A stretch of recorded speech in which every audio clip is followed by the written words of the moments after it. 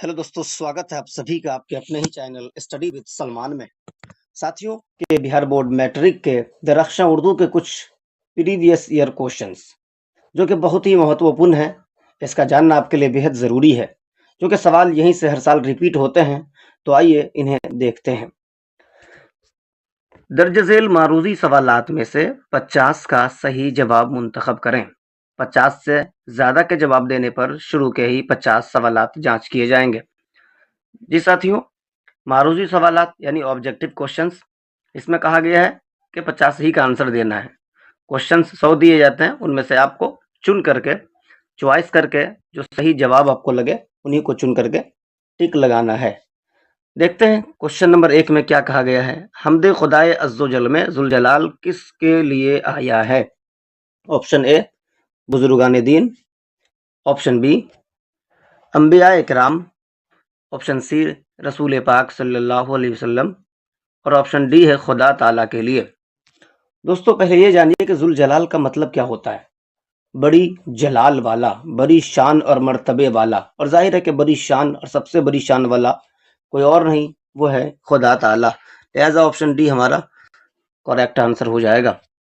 Question 2 को देखिए दोस्तों, शबनम क्या है? ऑप्शन ए उर्फ है, ऑप्शन बी खिताब है, ऑप्शन सी लक़ब है, ऑप्शन डी तखल्लुस है।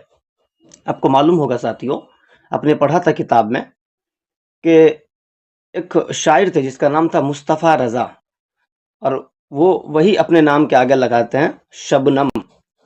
है तो क्या हो जाएगा, शायर अपने नाम के आगे एक छोटा सा नाम लगाते हैं, उसको क्या कहते हैं दोस्तों? उसे कहते हैं तखल्लुस। लिहाजा ऑप्शन डी हमारा राइट आंसर हो जाएगा।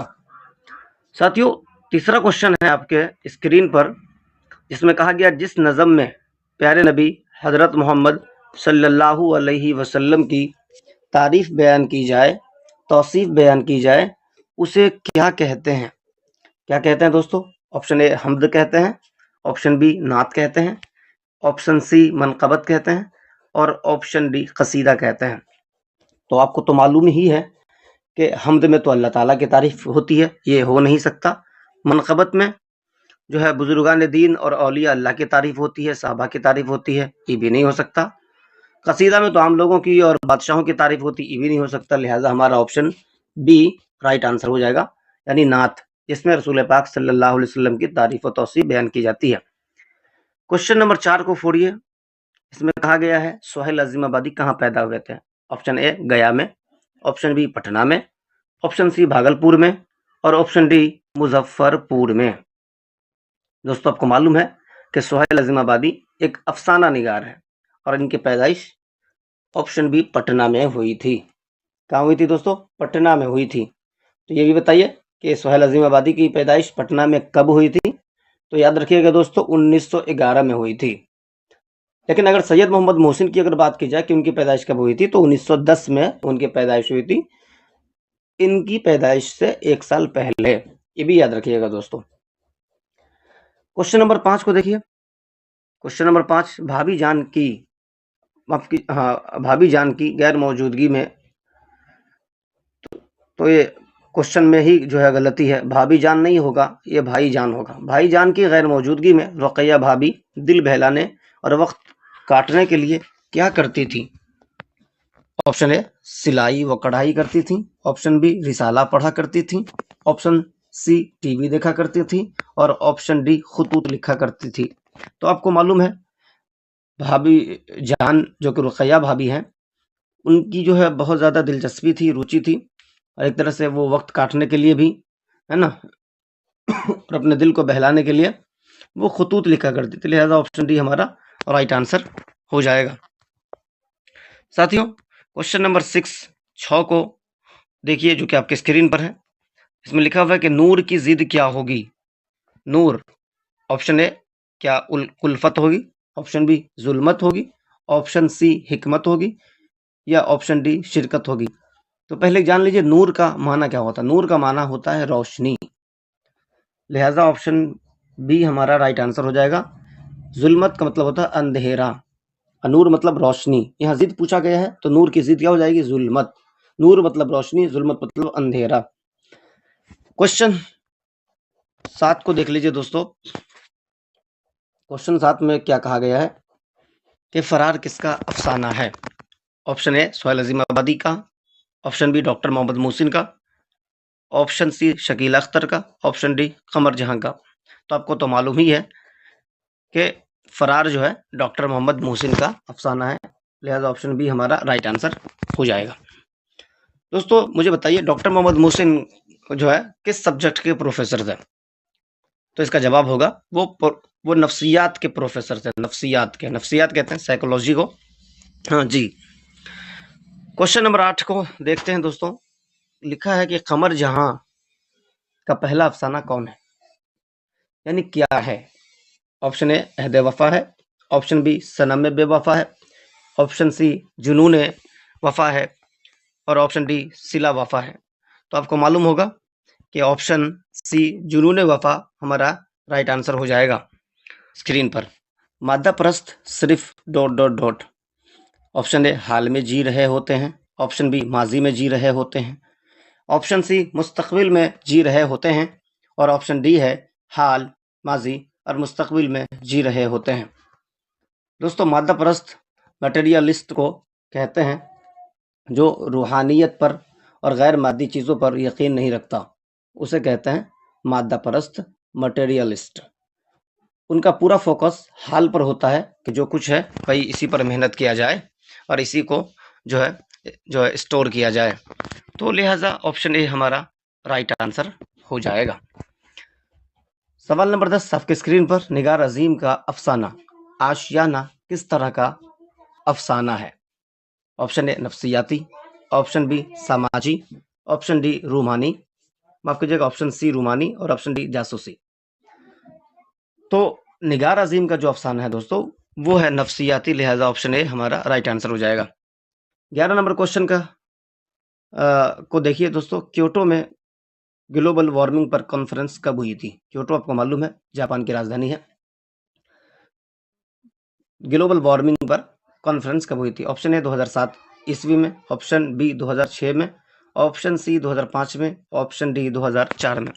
तो आपको मालूम होगा क्योटो प्रोटोकॉल जो हुआ था 2007 में हुआ था, लिहाजा राइट आंसर ऑप्शन ए हमारा सही हो जाएगा। क्वेश्चन नंबर 12, धान के खेतों और गाय भैंस के गोबर से कौन सी गैस बनती है? Option A methane gas, option B आबखोरा, ऑप्शन सी कार्बन डाइऑक्साइड और ऑप्शन डी ऑक्सीजन। तो आपको मालूम है आपने पढ़ा था कि धान के खेतों से और गाय भैंस के गोबरों से जो सबसे ज़्यादा गैस बनती है वो गैस है मीथेन गैस, जो कि ग्रीन हाउस गैस का एक जो है पार्ट है। क्वेश्चन नंबर 13 आपके स्क्रीन पर है। आसारुस सनादित किसकी तसनीफ है? ऑप्शन ए सर सैयद की तसनीफ है, ऑप्शन बी शिबली की तसनीफ है, ऑप्शन सी हाली की या फिर ऑप्शन डी ज़काउल्ला की। तो आपको मालूम है कि आसारुस सनादीद और असबाब बगावत हिंद जो कि बहुत इंपॉर्टेंट किताब है, ये दोनों की दोनों किताबें सर सैयद की लिखी हुई है, इनकी तसनीफ की हुई है, लिहाजा ऑप्शन ए राइट आंसर हो जाएगा। साथियों 14 नंबर का क्वेश्चन आपके स्क्रीन पर है जो कि बहुत ही इंपॉर्टेंट है, अक्सर स्टूडेंट इसमें धोखा खा जाते हैं। गौर से सुनिएगा। डॉक्टर अब्दुल मुगनी के मुताबिक अदब समझने वालों का हल्का रोज बरोज क्या हो रहा है? ऑप्शन ए बढ़ता जा रहा है, ऑप्शन बी घटता जा रहा है, ऑप्शन सी न बढ़ रहा है और ना ही घट रहा है, ऑप्शन डी से कोई नहीं। तो जान लीजिए पूछा क्या गया है। पूछा यह गया है कि अदब समझने वालों का हल्का, न कि अदब पढ़ने वालों का हल्का।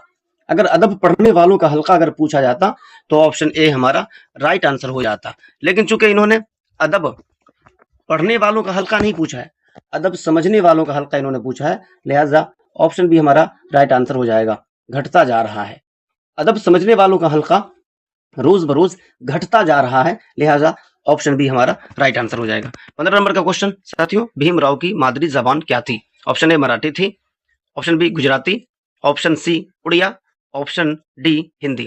तो आप जानते हैं आईने हिंद के जो मेमार हैं डॉक्टर भीमराव अंबेडकर जी, उनकी मादरी जबान मराठी थी, लिहाजा ऑप्शन ए हमारा राइट आंसर हो जाएगा। साथियों 16 नंबर का क्वेश्चन आपके स्क्रीन पर है। आगा हश्र कश्मीरी का ताल्लुक किस सिन्फ से है?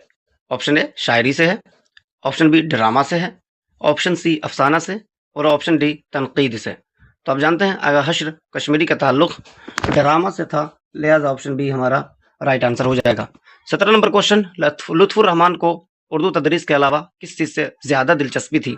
ऑप्शन ए सियासत से, ऑप्शन बी तिजारत से, ऑप्शन सी वकालत से और ऑप्शन डी हिकमत से। तो दोस्तों लुत्फुर रहमान को तदरीस के अलावा सियासत से उनको बड़ी दिलचस्पी थी, लिहाजा ऑप्शन ए सियासत हमारा राइट आंसर हो जाएगा। आप जानते हैं कि राष्ट्रीय जनता दल के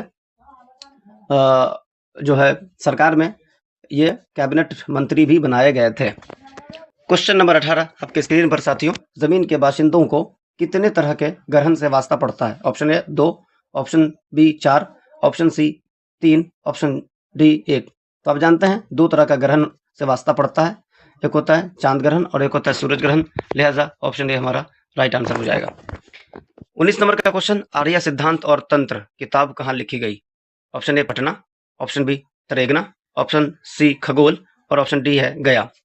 आप जानते हैं आर्यभट्ट ने एक किताब लिखी थी जो कि बहुत मशहूर हुई और आज भी इस किताब से पूरी दुनिया के वैज्ञानिक साइंटिस्ट फायदा उठा रहे हैं। उस किताब का नाम है आर्य सिद्धांत और तंत्र। ये किताब कहाँ लिखी गई ये सवाल में पूछा गया है, तो लिहाजा ऑप्शन बी हमारा राइट आंसर हो जाएगा तरेगना। आप जानते हैं इनका जो रिसर्च सेंटर था वो तरेगना ही में था और यहीं पर बैठ करके उन्होंने इस किताब को लिखा था, लिहाजा राइट आंसर बी तरेगना हो जाएगा। क्वेश्चन नंबर 20 आपके स्क्रीन पर, जमीन किसका तवाफ करती है? ऑप्शन ए चांद का, ऑप्शन बी सूरज का, ऑप्शन सी जुहल का, ऑप्शन डी मुश्तरी का। तो आप जानते हैं कि जमीन जो है सूरज का तवाफ करती है, लिहाजा ऑप्शन बी सूरज राइट आंसर हो जाएगा।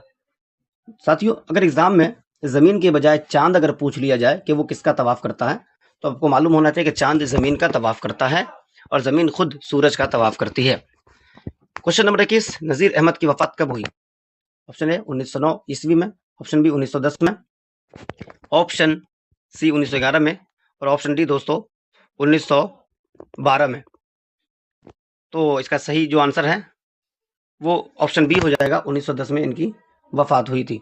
अगर हम आपसे पूछ लें कि 1910 में किनकी पैदाइश हुई थी, ये भी एग्जाम में पूछ लिया जाता है। नजीर अहमद की वफात हुई थी 1910 में, लेकिन पैदाइश किसकी हुई थी?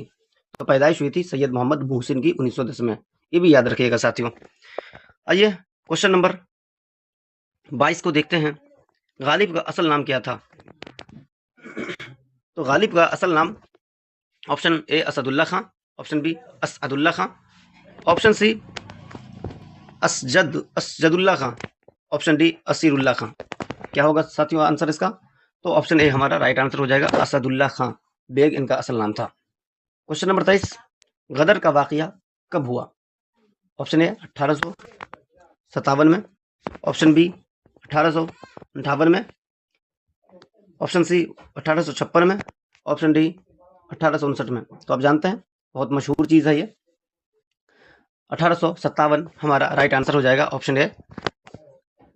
1857 में गदर का वाकया पेश आया था, जब एक तरफ पूरे भारतीय थे और दूसरी तरफ अंग्रेज थे और दोनों के दरमियान में लड़ाई हुई थी। साथियों क्वेश्चन नंबर 24 आपके नज़रों के सामने, शामिल निसाब मकतूब शहबाज ने किसके नाम लिखा है? पूछा यह जा रहा है कि शहबाज ने जो मकतूब लिखा था, जो खत लिखा था, वो किसके नाम लिखा था? ऑप्शन ए बीवी के नाम लिखा था, ऑप्शन बी बेटी के नाम लिखा था, ऑप्शन सी बहन के नाम लिखा था और इसी तरीके से ऑप्शन डी भाई के नाम लिखा था। तो आप जानते हैं शहबाज ने अपनी बेटी सुगरा के नाम उन्होंने खत लिखा था, लिहाजा ऑप्शन बी हमारा राइट आंसर हो जाएगा। साथियों 25 नंबर का क्वेश्चन आपके नजरों के सामने, अब्दुल गफूर शहबाज का ताल्लुक किस सूबा से था? Option A Jharkhand, option B Bihar, option C UP, option D मगरबी बंगाल। तो शहबाज का ताल्लुक चूंकि बाढ़ से था तो लिहाजा उनका सूबा बिहार हो जाएगा, लिहाजा ऑप्शन बी हमारा राइट आंसर हो जाएगा। साथियों आज के लिए बस इतना ही। हमारी ये वीडियो, हमारी ये मेहनत आपके लिए कितना यूज़फुल साबित हुई है कमेंट बॉक्स में ज़रूर लिखें और इस तरह के वीडियोस पाने के लिए हमारे चैनल को सब्सक्राइब कर लीजिए और बेल आइकन को प्रेस कर दीजिए ताकि आने वाला कोई भी सबक आपसे छूटने न पाए।